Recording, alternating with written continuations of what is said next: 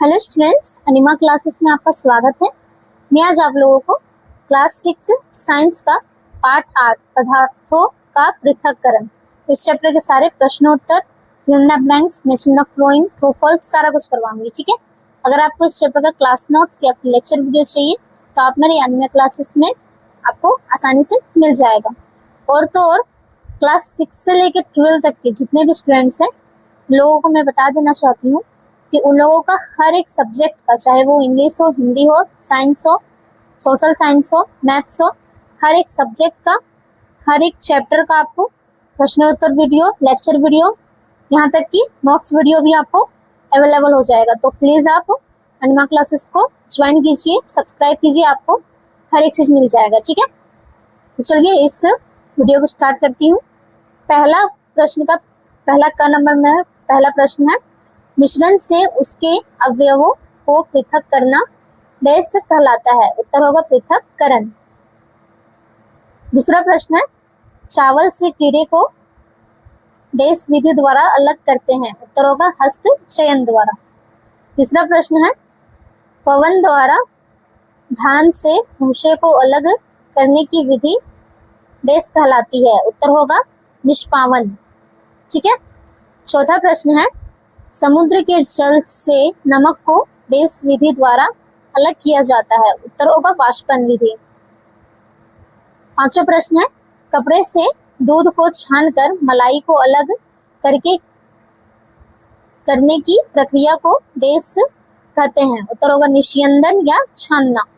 छठा प्रश्न है, सरसों के तेल में डैश के बीजों की मिलावट की जाती है। उत्तर होगा आर्जिमोन। सातवां प्रश्न है, ताप बढ़ाने से विलयन की विलयन क्षमता डैश होती है। उत्तर होगा बढ़ती है। आठवां प्रश्न है, डैश में डिटर्जेंट, यूरिया या कास्टिक सोडा की मिलावट की जाती है। उत्तर होगा दूध। नौवां प्रश्न है, अलग अलग आकार के उपयोगी और हानिकारक अवयवों को डैश विधि द्वारा अलग किया जाता है। उत्तर होगा चालन या निस्यंदन। नौवां प्रश्न है, 10वां प्रश्न है, जब किसी विलयन में और अधिक विलेय पदार्थ नहीं घुल सकते हैं तब उस विलयन को क्या कहा जाता है। उत्तर होगा संतृप्त विलयन। 11वां प्रश्न है, जल और रेत के मिश्रण को थोड़ी देर स्थिर छोड़ देने पर रेत तली पर बैठ जाती है, इसे डैश कहते हैं। उत्तर होगा अवसादन। 12वां प्रश्न है, धान के दानों को इंडियो से पृथक करने की विधि को डैश कहते हैं। उत्तर होगा निष्पादन या ओशाना। 13वां प्रश्न है, जब गंदे जल को पूरी रात एक बाल्टी में रखा जाता है तो अशुद्धियां तली में बैठ जाती हैं, इसके पश्चात स्वच्छ जल को ऊपर से पृथक कर लेते हैं। पृथक्करण की इस प्रक्रिया को डैश कहते हैं। उत्तर होगा अवसादन। ठीक है। इसके बाद दूसरा में हम लोग का है, सही गलत को बताना है। पहला है, दूध और जल के मिश्रण को निस्यंदन विधि द्वारा अलग किया जाता है। गलत। दूसरा प्रश्न है, काली मिर्च में ईंट के चूर्ण को मिलाया जाता है। उत्तर होगा गलत। तीसरा है, आटा और चौक के मिश्रण को हम चालन विधि द्वारा अलग कर सकते हैं। गलत। चौथा प्रश्न है, इंडियो से अनाज के दानों को अलग करने की विधि थ्रेसिंग कहलाता है। उत्तर होगा सही। पांचवा प्रश्न है, किसी द्रव और ठोस के मिश्रण से ठोस को छलनी द्वारा अलग करने की विधि को निस्यंदन कहते हैं। उत्तर होगा गलत। छठा प्रश्न है, एक गिलास जल में हम नमक की कितनी भी मात्रा घोल सकते हैं। उत्तर होगा गलत। सातवां प्रश्न है, बर्तन की तली में भरी कणों को बैठ जाना आस्वादन कहलाता है। उत्तर होगा सही। आठवां प्रश्न का यहाँ पे गलत हो गया था, इसलिए इसके नीचे वाला आप लोग उतारिएगा। आठवां प्रश्न है, दालचीनी में अमरूद की छाल की मिलावट की जाती है। उत्तर होगा सही। तीसरा में हम लोग का मैचिंग द फ्लोइंग है। ठीक है। चावल से धूल के कण, उत्तर होगा इसका अवसाद एवं निस्तारण। दूसरा है, धान से भूसा, ये होगा निष्पावन। तीसरा है बालू से संगमरमर के टुकड़े, उत्तर होगा चालन। आलू और प्याज को अलग करना, उत्तर होगा हस्तचयन। पांचवा प्रश्न है चाय से चाय पत्ती अलग करना, उत्तर होगा निस्यंदन या छन्नी। छठा प्रश्न है अन्न के दानों को इंडियो से अलग करना, उत्तर होगा थ्रेशिंग। सातवां प्रश्न है समुद्र के जल से नमक प्राप्त करना, उत्तर होगा वाष्पन। ठीक है, चौथे वाले जितने भी प्रश्नों का उत्तर है सभी का प्रश्नों का उत्तर हम लोग एकदम शॉर्ट में देंगे। ठीक है, पहला प्रश्न है हस्तचयन की विधि सुविधाजनक होती है, कब होती है?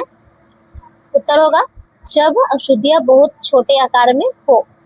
दूसरा प्रश्न है पृथक्करण की विधि क्या है? उत्तर होगा पृथक्करण की विधि में हस्तचयन, थ्रेसिंग, निष्पावन, चालन, अवसादन और निरंतरण, निस्यंदन, वाष्पीकरण। ठीक है, तीसरा प्रश्न है पानी की टंकी में भरे जल को किससे कीटाणु रहित किया जाता है? उत्तर होगा क्लोरीन। चौथा प्रश्न है बालू और संगमरमर के टुकड़ों को किस प्रक्रिया द्वारा अलग किया जाता है? उत्तर होगा चालन प्रक्रिया द्वारा। पांचवा प्रश्न है चलनियों के छिद्र अलग अलग माप के क्यों है? उत्तर होगा क्योंकि चलनियों का उपयोग अलग अलग कार्यों और प्रक्रियाओं के लिए किया जा सके। छठा प्रश्न है कीड़े को गेहूं के दाने से किस विधि द्वारा अलग किया जा सकता है? उत्तर होगा चलनी या ओसाई विधि द्वारा। पांचवा प्रश्न है हमें किसी मिश्रण के विभिन्न अवयवों को पृथक करने की आवश्यकता क्यों होती है? उत्तर होगा हमें किसी मिश्रण के विभिन्न अवयवों को पृथक करने की आवश्यकता होती है क्योंकि ताकि हमें मिश्रण के अलावा अवयवों को उपयोग में ले सके, क्योंकि मिश्रण के सभी अवयवों को हम एक साथ उपयोग में नहीं ला सकते हैं। छठा प्रश्न है पकाने से पहले दाल के किसी नमूने से आप भूसे एवं धूल के कण को कैसे पृथक करें? उत्तर होगा अवसादन प्रक्रिया द्वारा दाल से भूसे एवं धूल के कणों को पृथक कर सकेंगे। सातवां प्रश्न है एक कप चाय एक मिश्रण है, इसके अवयवों का नाम लिखे। इसका उत्तर होगा चाय में दूध, जल, चीनी, चायपत्ती अवयवों के रूप में होती है। आठवां प्रश्न है निष्पादन से क्या अभिप्राय है? यह कहाँ उपयोग किया जाता है? उत्तर होगा किसी मिश्रण के अवयवों को वायु द्वारा पृथक करने की प्रक्रिया को निष्पादन कहते हैं। यह अन्य कणों को इंडिया में अलग करने के लिए उपयोग किया जाता है। नवा प्रश्न है ठंडे तथा गर्म जल में चीनी किसमें पहले घुलेगी और क्यों? उत्तर होगा जल में घुलनशील उसके ताप पर निर्भर होती है। जितना ज्यादा ताप होगा कोई भी वस्तु जल में उतना ही जल्दी घुलेगी, इसलिए गर्म जल में चीनी पहले घुलेगी। ठीक है, 10वां प्रश्न है लोहे की काटी, नमक, तेल एवं जल का मिश्रण आपको दिया गया है, प्रत्येक अवयव को अलग करने के लिए बिंदुसार लिखें। इसका उत्तर होगा लोहे के कांटे, नमक, तेल एवं जल के मिश्रण को निम्न विधियों से अलग किया जा सकता है। पहला, लोहे की कांटी से निष्पादन प्रक्रिया से अलग किया जाएगा।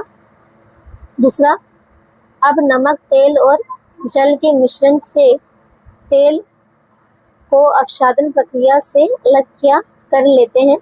तीसरा में होगा नमक और जल के मिश्रण को वाष्पन तथा संघनन प्रक्रिया से अलग कर लेते हैं। इस तरह लोहे की कांटे, नमक, तेल एवं जल का मिश्रण अलग हो गया।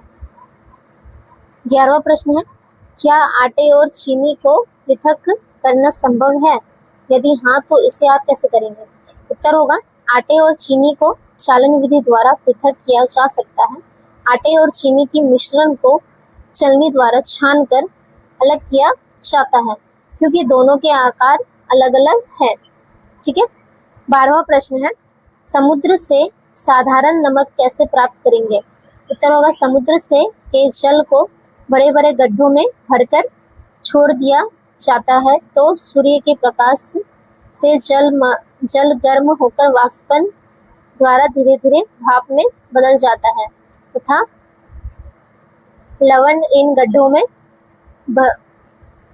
में रह जाता है। इस लवण को शुद्ध करके साधारण नमक प्राप्त किया जा सकता है। 13वां प्रश्न है, जल का चीनी तथा नींबू का रस मिलाकर शिकंजी बनाई जाती है। आप बर्फ डालकर इसे ठंडा करना चाहते हैं। आप शिकंजी में बर्फ चीनी घोलने से पहले डालेंगे या बाद में? किस प्रकरण में अधिक चीनी घोलना संभव होगा? उत्तर होगा इसका इस प्रकरण में बर्फ से पहले चीनी घोलना होगा, क्योंकि अगर हम शिकंजी में बर्फ चीनी से पहले डाल देंगे तो बर्फ जल का तापमान कम कर देगा। ताप कम होने के कारण जल में चीनी देर से और कम घुलेगी। ठीक है, तो मैं आज आप लोगों को क्लास 6 के चैप्टर 8 का साइंस का सारा प्रश्नोत्तर, matching the following, fill in the blanks, true false सारा कुछ करवा चुकी हूँ। आशा करती हूँ कि मेरी वीडियो आपको पसंद आया होगा। धन्यवाद।